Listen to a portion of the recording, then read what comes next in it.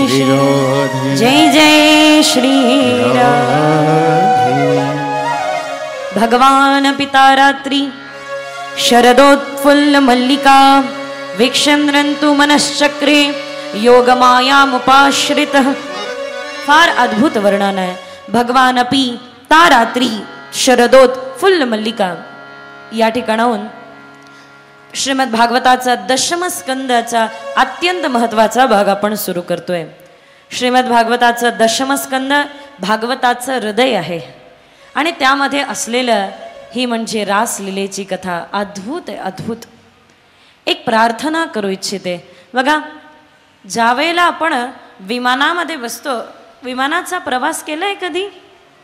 तर विमानाचा प्रवास करत असताना काही सूचना येतात।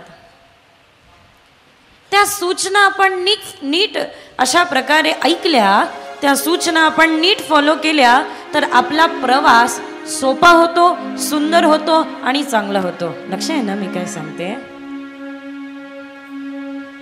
ही जी महारास लीलेची कथा आहे, या महारास लीलेच्या कथेच्या प्रारंभास काही सूचना सांगणे देणे गरजेचे आहे। आतापर्यंत मी भरपूर कथा श्रवण केल्या आणि भरपूर 12 वर्ष झाले आज भागवत कथा सदैव सुरू आहे। बरेच लोक म्हणतात, ताई भागवत कथेचे हे 7 दिवस कसे निघून जातात कळत नाही। मी त्यांना म्हणत असते, माझ्या आयुष्याचे 12 वर्ष कसे निघून गेले कळलं नाही तर 7 दिवस काय कळतील? बरोबर आहे की नाही?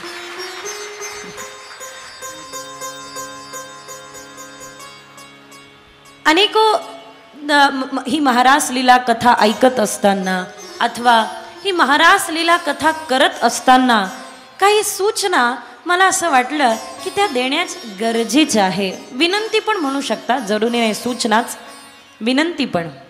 या सूचना, या विनंती जर का आपण फॉलो करू, या विनंतींना जर का आपण थोडंसं त्यानुसार चालू, तर या ठिकाणी होणारी महारास लीलेची कथा विश्वास ठेवा, कृष्णमय समाधीचा अनुभव याच ठिकाणी करून देईल। विश्वास ठेवा, हे सत्य आहे। कारण ही रासलीलेची कथा समाधी भाषा आहे, समाधी भाषा। श्रीमद भागवत परमहंस संहिता आहे।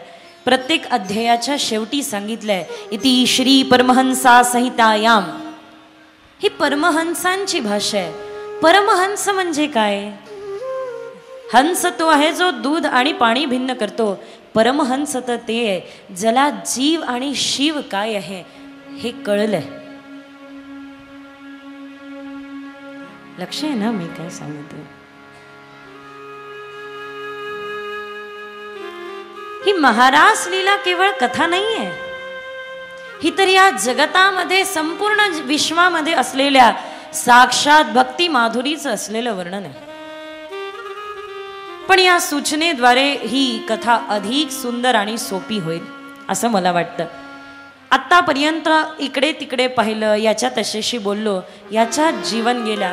इथून पुढे आपल्या मनाला सांगून ठेवा, खबरदार कुठे पळालास तर। संपूर्ण समर्पित मनाने, मन एव कारणा बंधन, मन एव कारणा मुक्ती, या ठिकाणाहून जी रासलीला कथा प्रारंभ करतोय, सगळ्यात पहिले तर एकच गोष्ट आहे, ती मनाची सुंदरता। दुसरी गोष्ट आहे, बघा भागवत कथा त्यामध्ये असणारी ही महारास लीला श्रवणाला सौभाग्य असावं लागतं। आपण इथपर्यंत येऊन पोहोचतो त्याचं कारण आहे भगवान श्रीकृष्णाची मधुर बासरी वाजते आणि विशिष्ट गोपिकाच आहे ज्या महारास लीलेमध्ये येऊन बसताय। सगळ्या गोपिकांच्या कानावरती बासरी पडत नाहीये, ठराविकच गोपिका आहे ज्यांच्या कानी ती बासरी पडून त्या गोपिका येत आहे। याचा अर्थ काय? याचा अर्थ काय? इथे येऊन उपस्थित असलेले हे सगळे आपण गोपी जन त्याची मधुर मुरली आपल्या कानापर्यंत ऐकायला आली म्हणून आपण इथे येऊन बसलो आहे, हे विश्वास ठेवायला। कालपर्यंत बरेच लोक या ठिकाणी नसतील येऊ शकले, मात्र आज आलेत। अशी किती मंडळी आहे? हात वर करा। जे कालपर्यंत काही कारणामुळे नाही येऊ शकले, आज मात्र आलेत।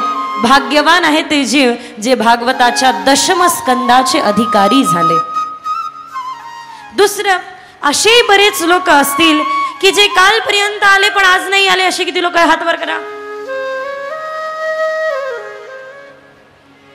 करा. जे कालपर्यंत आले आज नाही आले, हात वर करा. असे किती लोक? हे प्रत्यक्ष उदाहरण आहे मन जागेवर नसण्याचं, है ना. तर त्या मनाला थोडं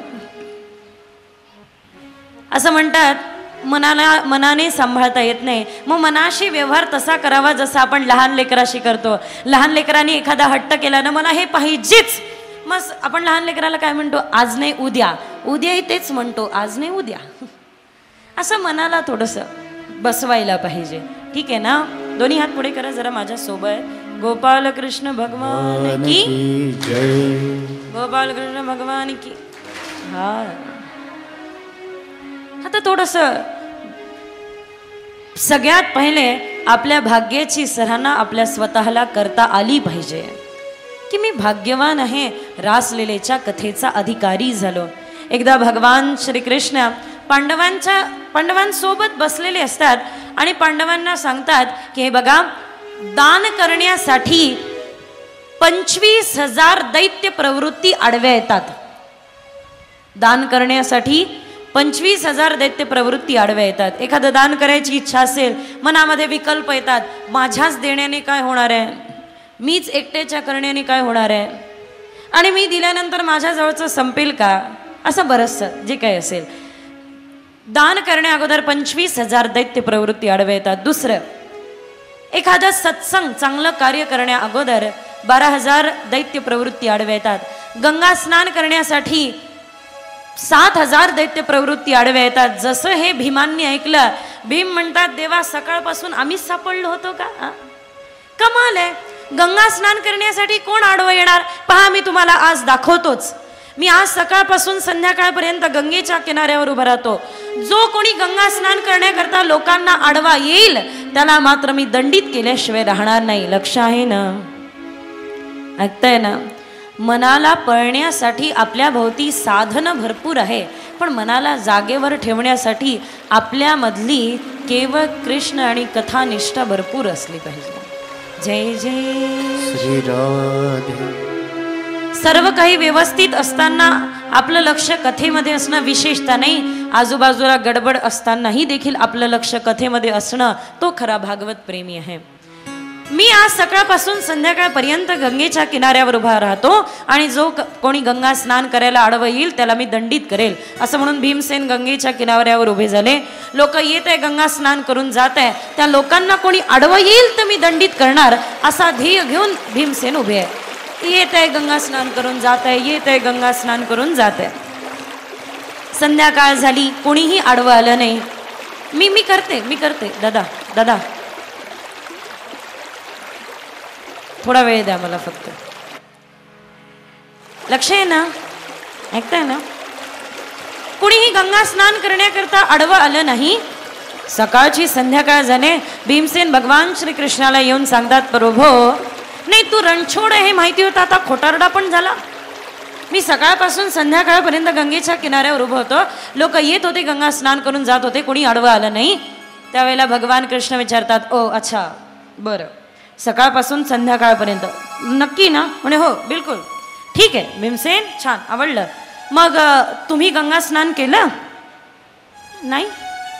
अच्छा ठीक आहे, चला गंगा स्नान नाही केलं, गंगेच्या किनाऱ्यावर उभे होते ना? हो. मग कमीत कमी गंगेला हात जोडले नाही? भगवान विचारतात, भीमसेन तुम्हाला कोण आडवं आलं होतं?